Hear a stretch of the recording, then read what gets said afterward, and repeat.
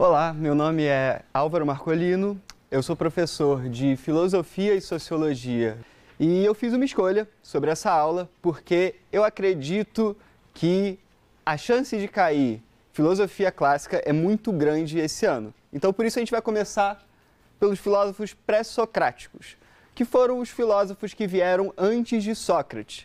E sim, Sócrates foi muito importante ao ponto de dividir a filosofia em duas partes. Entre socráticos, do Sócrates para frente, e dos pré-socráticos. Existe uma diferença básica entre os Sócrates e os socráticos, os que vieram após o Sócrates, e os pré-socráticos, que é o tema em que eles estudam, o objetivo do seu estudo. Os pré-socráticos, eles se preocupavam com a natureza, eles eram filósofos da natureza. Eles se preocupavam em estudar as transformações da natureza, a transformação da vida e, principalmente, a origem das coisas, a origem do universo, a origem da vida. E uma das vertentes da filosofia que é conhecida como ontologia, que é um termo importante de vocês gravarem, porque esse termo pode cair na sua prova e ele é referente à origem das coisas. Esses filósofos, eles começam a valorizar a lógica e a razão em detrimento à mitologia. Esse distanciamento da mitologia vai fazer com que esses filósofos se preocupem cada vez mais com a razão e esqueçam um pouco as explicações da origem da vida através da mitologia grega. Essa questão dos deuses, de Zeus e Poseidon, e toda essa mitologia vai ser deixada de lado para tentar resolver os problemas e as questões da vida através da razão e da lógica. E daí vai nascer a filosofia. Mas alguns podem achar que a filosofia é um pouquinho chato, ou cansativo, ou dá sono. Mas a filosofia também pode ser estudada de maneira divertida e através de memes. A filosofia ela pode te machucar, mas existem os memes de filosofia que podem te curar um pouquinho. O primeiro filósofo que a gente vai falar hoje é o Tales de Mileto, que talvez tenha sido o primeiro filósofo de toda a filosofia. O Tales de Mileto viveu de 632 a.C. a 546 a.C. e ele tem uma explicação fundamental para a origem da vida, que é a água. O Tales de Mileto começa a pensar o seguinte: a civilização egípcia se desenvolveu através do rio Nilo. A civilização mesopotâmia entre o rio Tigres e o rio Eufrates. O mar Egeu era importantíssimo para a civilização grega. Então, na teoria dele, se existe mais vida próximo da água e nos desertos onde não tem tanta vida, não tem água, logicamente a origem da vida é justamente a água. E daí ele tem essa frase que a água é a origem de todas as coisas e os rios são a condição da vida. Então a gente pode perceber através do Tales de Mileto que a preocupação dos filósofos pré-socráticos é com a origem da vida, com a origem da existência, com a origem de todas as coisas. E isso vai fazer com que esse filósofo rompa com a tradição mitológica. O Tales de Mileto ele era de uma cidade chamada Mileto. Normalmente, esses filósofos eles têm o seu nome e o sobrenome é a cidade de origem deles. Então, Tales de Mileto, ele vem da cidade de Mileto. E nessa cidade de Mileto, as pessoas procuravam respostas para a vida, procuravam respostas justamente na mitologia. E o Tales vem apresentar essa proposta de que, na verdade, talvez a origem das coisas esteja na água e não na mitologia. O que pode ser exemplificado nesse meme aqui, ó. A gente tem o Homer representando o povo de Mileto, indo buscar seu alimento, suas respostas na mitologia, que é os alimentos dentro da geladeira, e o Tales de Mileto como Ned Flanders, vestido de diabo, dizendo que a água é a origem de tudo, para o pavor do povo de Mileto. A gente tem o segundo filósofo pré-socrático, que foi o Heráclito de Éfeso, da cidade de Éfeso, claro. O Heráclito de Éfeso ele tem uma teoria muito interessante, onde ele diz que nada é permanente, exceto a mudança. Está tudo mudando o tempo todo. As coisas estão em eterna mudança. O tempo todo está tudo mudando. E as coisas estão em processo de transformação. Eu ontem não sou a mesma pessoa que sou hoje. Eu hoje, nesse momento que estou dando aula para vocês que estão assistindo aí, certamente já sou diferente no momento que vocês estão assistindo a aula, porque você está assistindo dias depois. Tudo está mudando, a gente está mudando, nosso corpo está mudando. E ele diz que o que muda as coisas é o devir, é o que faz as coisas se transformarem. Então ele tem a máxima que nada é, tudo está por vir a ser. Esse mundo vai se transformando, e aí ele tem uma história que é muito famosa, que não é possível se banhar em um mesmo rio 2 vezes. A ideia dele é o seguinte: a gente entra a primeira vez no rio, e aquelas águas que nasceram em cima das montanhas passaram pelo seu corpo uma vez. Quando você sai do rio e você entra no rio novamente, as águas que estão passando pelo seu corpo já são outras águas que nasceram naquela montanha. O seu corpo já é diferente, porque nosso corpo está em processo de transformação a cada vez que a gente respira oxigênio. Então, tudo está mudando. E por isso ele pensa que é impossível definir as coisas, já que tudo está em transformação. Se eu estou em transformação e eu daqui a 1 minuto vou ser diferente do que eu sou agora, é impossível me definir. Da mesma forma que é impossível definir esse passador de slides aqui, porque ele também está em transformação. E tudo está em transformação. Daqui a, 50 anos, ninguém mais vai estar usando isso aqui. Talvez ele nem sirva como passador de slides. E se o Heráclito fosse pichador nos dias de hoje, ele provavelmente faria coisas desse tipo aí, ó. Nunca somos, sempre estamos. O que faz o mundo se transformar, para o Heráclito, é a tensão entre os opostos.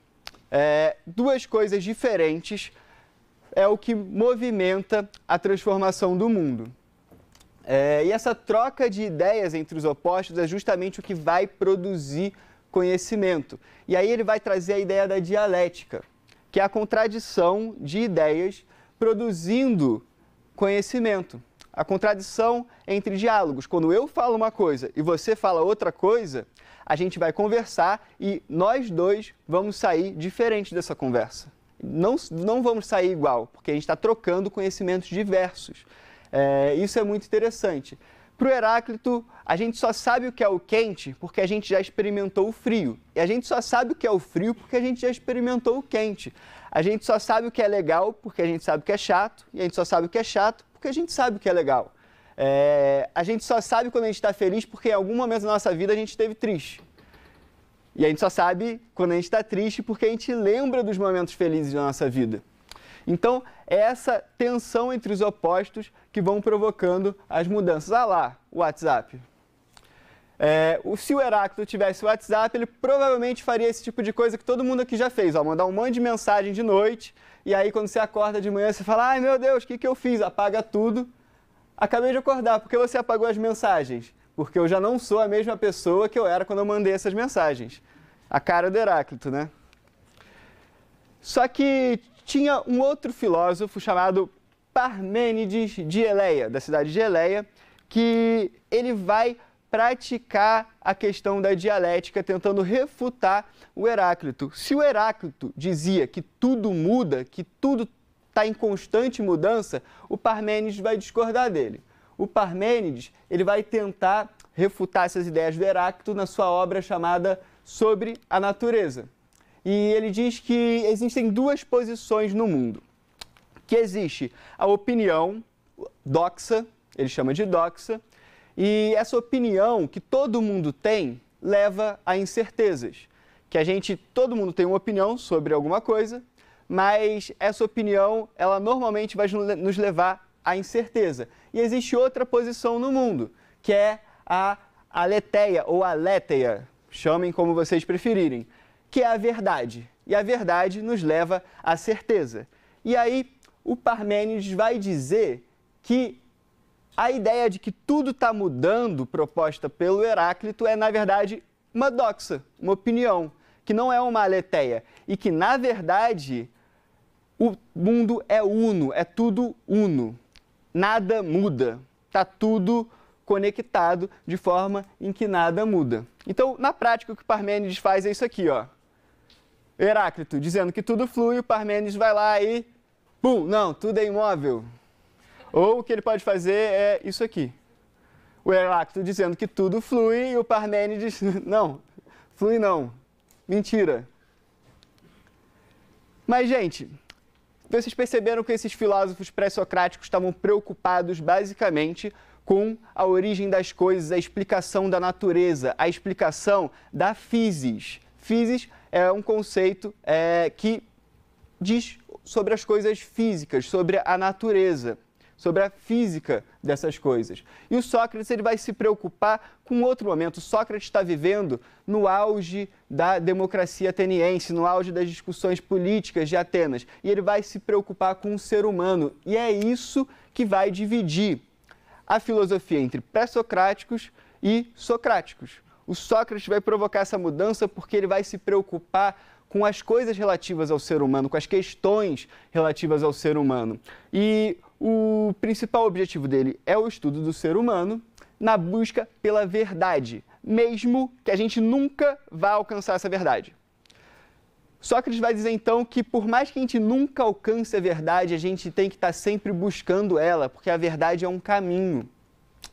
Então, o Sócrates vai estudar os cidadãos atenienses, os eupátridas, que são cidadãos nascidos em Atenas, filhos de pai e mãe ateniense, que fizeram pelo menos 2 anos de serviço militar, ou seja, homens também. Nesse caso, não são todas as pessoas que circulam ali naquele ambiente de Atenas. Os eupátridas são os cidadãos atenienses, que na verdade é um grupo limitado de pessoas. E esse período do Sócrates ele é conhecido como período antropológico, que é o período do estudo do homem.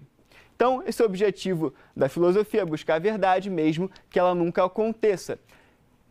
E, para conhecer sobre o mundo, é necessário o autoconhecimento. Esse é um dos princípios básicos da filosofia do Sócrates.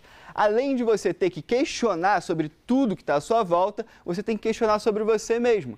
Porque se você não sabe, se você não tenta se conhecer, se você não sabe aonde você está vivendo ali, se você não se conhece, você não vai conhecer o mundo que está à sua volta. E daí vem aquela frase famosa do Sócrates, conhece-te a ti mesmo, procurando sempre buscar o autoconhecimento.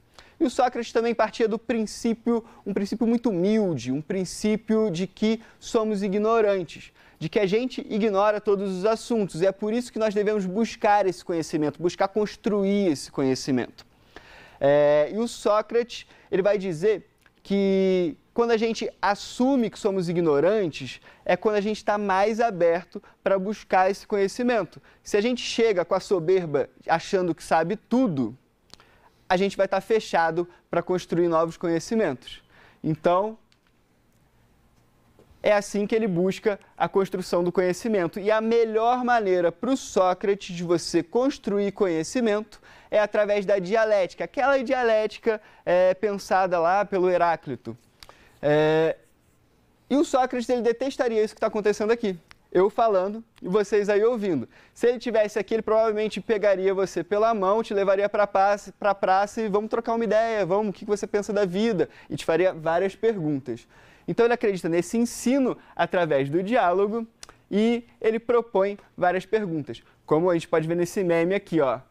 Sócrates está falando, conheça-te a ti mesmo. E você, conhece a si mesmo? Não, só sei que nada sei. Eita, Sócrates, acho que você é louco, meu irmão.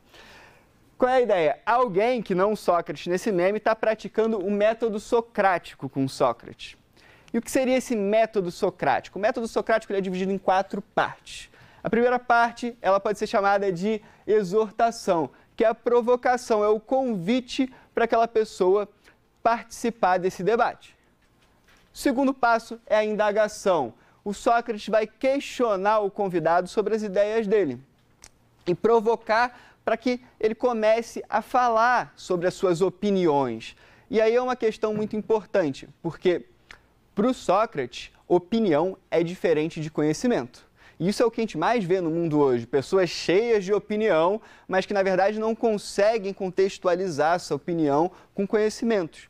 E o Sócrates ele vai escutar muito atentamente essas opiniões, os doxas que essa pessoa que está debatendo com ele ali vai levantar.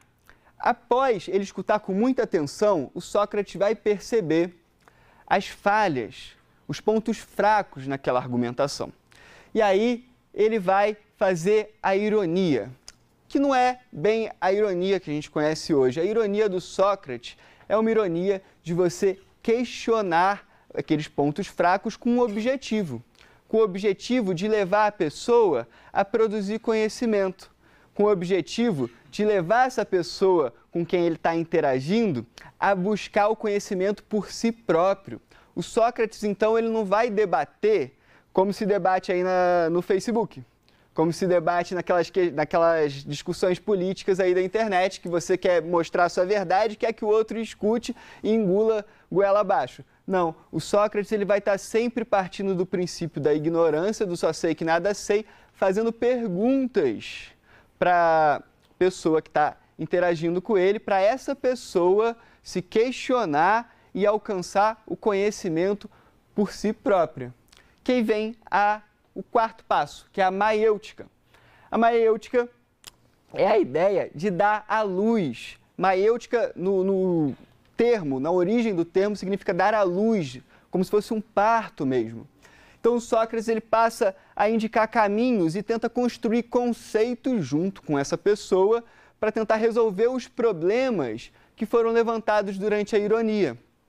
Então, pensa só como o Sócrates pode ter sido importante para todo aquele contexto, para todos aqueles discípulos que seguiam ele na ágora, pelas ruas de Atenas. Porque ele estimulava as pessoas a pensarem e a produzirem conhecimento por si próprias. O Sócrates não escreveu um sequer livro. Se você vai comprar um livro lá no sebo, Sócrates, vamos ver o que Sócrates escreveu. Os textos são do Platão. E o Sócrates passou sua vida inteira, seus 70 anos de vida, conversando com as pessoas nas ruas de Atenas. E fazendo com que essas pessoas alcancem conhecimento, fazendo com que essas pessoas reflitam sobre a vida.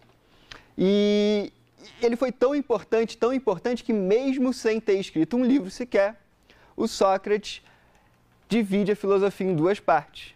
Por isso ele é extremamente importante na história da filosofia. E aí a gente tem esse quadrinho que diz assim: então, Sócrates, você é um filósofo, certo? Certo. Que ótimo, pois eu sou Deus e possuo várias respostas para suas perguntas. E aí o Sócrates diz: que bom, pois eu possuo várias perguntas para sua resposta. E aí tem essa brincadeira também, que é: Sócrates, o que é uma pergunta? Isso aí o quê? Isso aí também. Ah, tá. E aí eu fico imaginando Sócrates andando pelas ruas de Atenas, questionando todo mundo e fazendo várias perguntas para todo mundo, e as pessoas assim: ai meu Deus, lá vem o Sócrates perguntar sobre tudo, sobre a vida, sobre o universo. E aí o Sócrates é o Platão, o Sócrates é o pavão em suas perguntas, e uma pessoa em Atenas: ai meu Deus do céu, Sócrates, você vem de novo assim. O fato foi que o Sócrates mudou completamente a realidade e a vida daquelas pessoas que conversavam com ele através da dialética nas ruas de Atenas. E como era um ambiente político, um ambiente daquela efervescência da democracia grega, logo o Sócrates começou a incomodar bastante os políticos que estavam governando, os políticos que estavam no poder em Atenas naquele momento. Por quê? Porque ele fez as pessoas pensarem. Ele fez com que aquelas pessoas que circulavam pelas ruas de Atenas refletissem e começassem a questionar o próprio governo. E ele foi acusado de corromper a juventude ateniense. Foi levado a julgamento e condenado a morrer bebendo um copo de veneno. Ele morre dizendo o seguinte: eu não corrompi a juventude, mas ensinei um método para se chegar à verdade. Toma um copo de veneno e morre. E aí eu fico imaginando o político ateniense, o sofista que governava ali Atenas, como esse meme aí do rapazinho. Com licença, o senhor poderia parar de corromper a juventude? E aí tem também um meme triste. Promete que não vai chorar? Prometo. Eles me condenaram à morte por fazer a juventude pensar: poxa, Sócrates, tadinho. E uma das pessoas que viu Sócrates morrer foi o Platão. Platão foi um discípulo de Sócrates, o Platão aprendeu muito com Sócrates, e o Platão vai escrever boa parte da sua vida sobre os diálogos que ele teve com Sócrates. O Platão era um cidadão ateniense, ele foi discípulo de Sócrates e ele vai sofrer demais com a morte de Sócrates.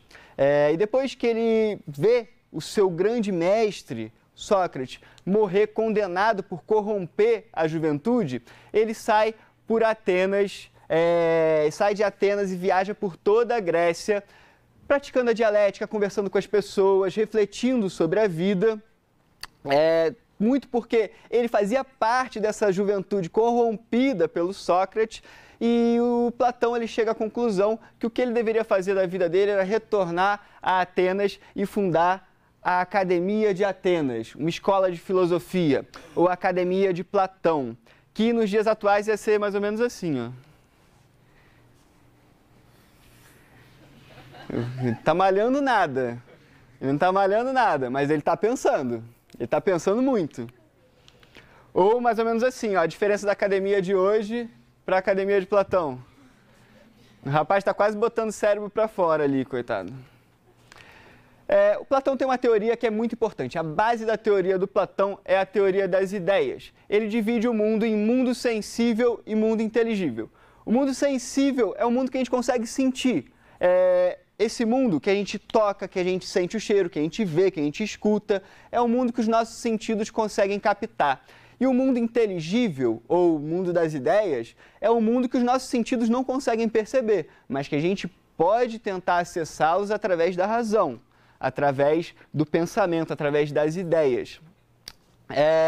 E o Sócrates vai dizer que as coisas ideais, como a vida ideal, o amor ideal, o país ideal, as coisas perfeitas estão no mundo inteligível, elas estão no mundo das ideias.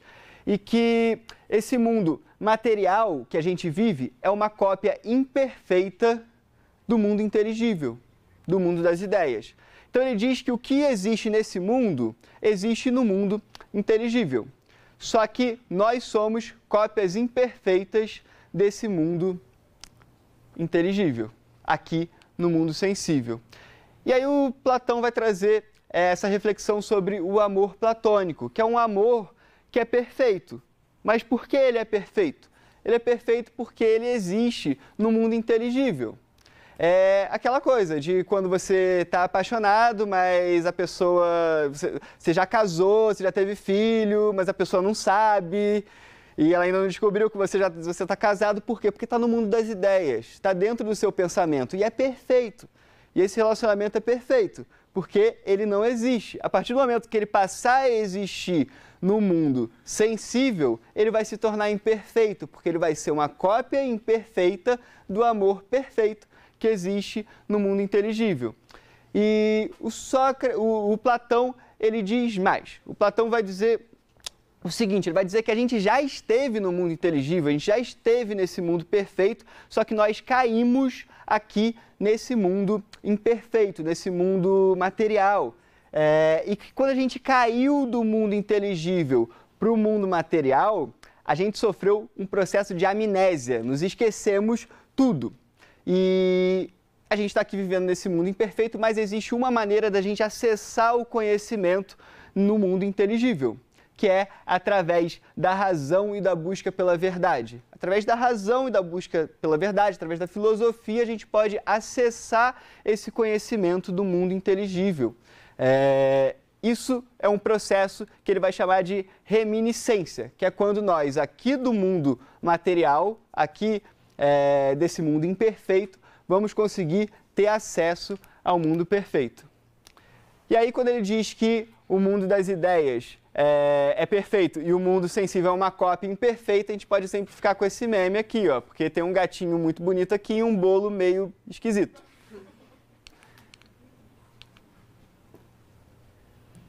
E aí, Platão, tudo em cima? Sim, no mundo das ideias. Todo dia essa brisa, cara. E aí ele vem trazer a alegoria da caverna. A alegoria da caverna, basicamente, é o seguinte. Vamos supor que tem um grupo de pessoas que viveu a vida inteira, desde que nasceu, amarrado, olhando para as paredes de uma caverna, e tudo que elas conhecem é aquela caverna, elas nunca saíram da caverna, e tudo que elas veem são sombras passando no fundo da caverna. E essa é a realidade que elas conhecem. Não conhecem nada além daquela caverna. E um dia, uma pessoa consegue escapar das correntes e sai da caverna e conhece o mundo lá fora e vê que tem árvores, que tem rios, e que tem céu, e que tem outros animais e outras pessoas, e que esse mundo é muito maior do que ela jamais imaginou. E o que ela faz? Ela volta para a caverna para avisar o seu semelhante desse mundo maravilhoso que ela encontrou do lado de fora. E o que essas pessoas fazem quando escutam a história da pessoa que saiu da caverna? Ah, tu tá tendo uma alucinação, cara. Tu tá loucão. Senta aí, ó. O mundo é isso aqui. Platão vai usar essa alegoria para exemplificar a ideia do mundo sensível e do mundo inteligível. O mundo sensível seria a caverna, que é essa realidade que a gente conhece, essa pequena realidade que a gente conhece, limitada. E o mundo inteligível é algo muito maior, que a gente não conhece, que a gente não faz ideia que existe. E por isso a gente nega que ele existe. Então, a alegoria da caverna, ela serve para exemplificar, para criar uma alegoria na teoria do mundo sensível e do mundo inteligível. Funciona basicamente da seguinte forma: as pessoas dentro da caverna e tudo que elas conhecem é isso aqui.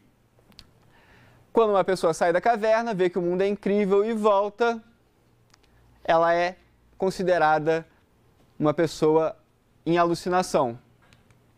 E a gente pode trazer isso para o nosso mundo real, como se nós fôssemos as pessoas dentro da caverna assistindo a televisão.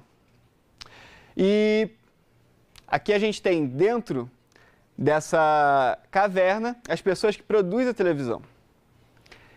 E lá do lado de fora, um mundo que nem as pessoas que produzem a televisão e nem nós mesmos conhecemos. Então a gente pode dizer que talvez a televisão, a internet, esse mundo, essa bolha que você tem dentro da internet é a sua caverna. E aí? A gente vai sair da caverna? Platão diria o seguinte aí para vocês: eu só quero é ser feliz, sair tranquilamente da caverna onde eu nasci. Aristóteles, ele foi discípulo de Platão, mas ele vai discordar bastante de Platão. Ele não nasce em Atenas, ele é macedônico, mas ele vai estudar na Academia de Atenas. Ele é muito próximo de Alexandre o Grande, por isso ele está sempre envolvido com política. Ética. A ética de Aristóteles. A ética de Aristóteles funciona da seguinte forma: todos nós buscamos algo na nossa vida, certo? Você está aí assistindo esse vídeo porque você quer passar no vestibular ou porque você está entediado, não sei. Você está procurando alguma coisa para fazer, a gente está buscando algo na vida. E esses objetivos, eles variam de pessoa para pessoa. Cada pessoa tem um objetivo. Tem gente, você está assistindo aí porque você quer passar no vestibular, você está assistindo aí porque você gosta de filosofia, ou porque, não sei, você é meu amigo, eu te mandei o link, você está assistindo. Mas a ideia é que todo mundo busca felicidade, todo mundo quer a felicidade. Então, para Aristóteles, a ética está diretamente relacionada com a felicidade.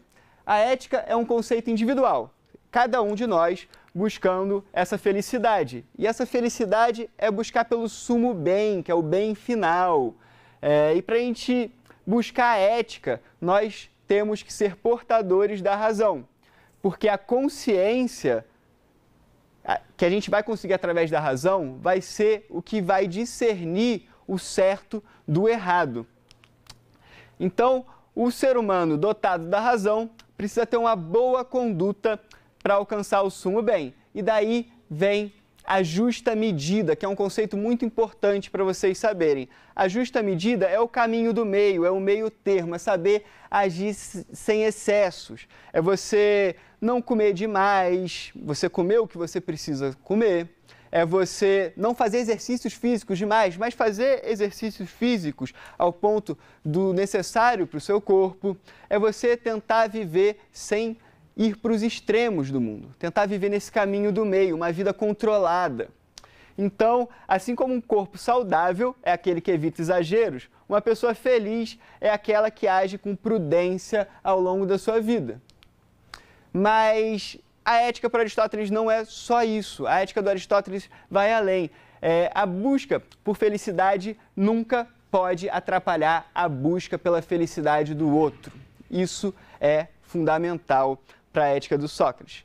A ética é a busca pela felicidade, a busca pelo sumo bem, através da justa medida por uma vida no caminho do meio, uma vida saudável, mas a sua busca pela felicidade não pode, em hipótese alguma, atrapalhar a busca pela felicidade de outra pessoa. Porque a ética é um valor individual. A ética é a busca pela felicidade. Mas a política deveria ser, pelo menos, um valor coletivo. É a busca pelo bem comum. E aí vou terminar a aula com o conselho do He-Man, porque quando eu era criança o He-Man me dava os conselhos e eu estou dando o He-Man para dar conselhos para vocês. Aristóteles já dizia tudo na justa medida. Isso foi um pouquinho da filosofia. Eu vou encerrar por aqui com um pequeno conselho. Existem duas verdades universais, uma que todo mundo vai morrer e outra que vai cair Platão e Aristóteles no Enem. Tchauzinho.